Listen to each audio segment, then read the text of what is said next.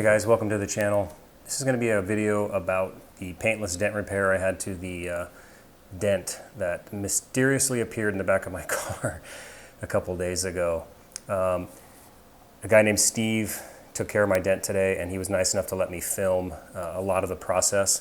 It's not going to be a step-by-step how to do a paintless dent repair, but it will give you an idea of how the process works, and I'll kind of talk you through a little bit. I'm not saying I understood exactly what everything he's doing, but I'll at least try to explain it the best I can. And if you guys are in need of a paintless dent guy, send me your email or send me a contact information through email, and I'll get his info for you. And he was actually recommended to me by my good friend at Subaru, Trent. And if you're looking for a car anywhere in the Southwest, check out trentthecarguy.com. Trent's on my YouTube page and my featured channels. The guy will take great care of you. Just let him know you know me, and honest to God, he will treat you like family. So let's get into the video. Basically, like I said, it's not going to be a step-by-step guide on how to do paintless dent repair, but we're just going to talk through the video that I shot today and go from there. So as always, thank you so much for being here and watching the channel and supporting everything I do. Appreciate you guys more than I can tell you. So let's get into it. So when I got over there today, I just took some quick video in the shade to try to give you a good idea of what the dent looked like and where it was located specifically. There was a little gap up towards the top near the light there, and then this angle gives you a really good view of the dent. Not a major crease, but there was a tiny, tiny bit of a crease in the middle of it. And so it was pretty significant, not horrible, but it was definitely in need of being fixed. So first thing he did is he used this drill here with a special bit and drilled a little hole so he can get his tools in behind the hatch area. All right, so you can see he can access the behind the hatch area now. There's the size of the hole, and all of his tools fit through there. And you can just kind of see this rocking motion, gently pushing the metal to kind of get it to release. And he's just working on the first section of the big part of the dent here. And it just gives you, again, the idea, a different angle of the motion that he's using. And it was pretty cool. I mean, it's amazing how quick the process was to get this dent out. All right, so this little tool, he's got the edge of his hammer, and it's a little metal tool, and it's kind of knocking down the high spots is the best description I can give it. By moving the metal around before with that other tool, kind of gets some areas a little bit too high, so he kind of moves them back and forth to kind of get them where he wants to get it similar to the other side. And with just those two tools, you could see a majority of the dent was already gone.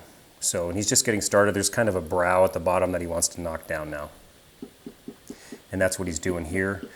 He said that some people will kind of just pop the dent out and say, hey, you're done. And so what he's doing now is there's like I said, a brow that he called it. And he kind of goes through and he knocks those areas down so that next time you touch this area with your hand, lean against it or whatever, it doesn't just pop the dent back in. So it was a very similar tool. He just kind of had a different end, striking area on it. All right, so now we're into a second tool. It's similar to the first. It just had a little bit different tip on it. Instead of using more of a long side of it, it had more of like a rounded tip. And he's just kind of working this dent a little bit more, kind of different areas, trying to get rid of that lower part. So he's back to the metal tool with his hammer, kind of hitting down some high areas.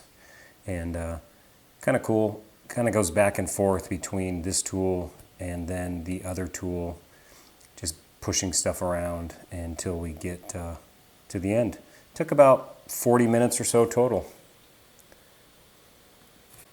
And here's the finished product, just kind of buffed it out a little bit. Like I said, it's about 98-99% gone. There's a tiny little area that you can still see, and I'll probably work on waxing a little bit more, see if I can get it perfect. But there's always going to be a little bit of an area there where you can kind of tell what was going on. So thanks to Steven, thanks to Trent for setting me up with him. And overall, it was great. And here's a quick little shot of the plug that he uses to fill the hole that he used to get his tools into the vehicle. Nice and clean.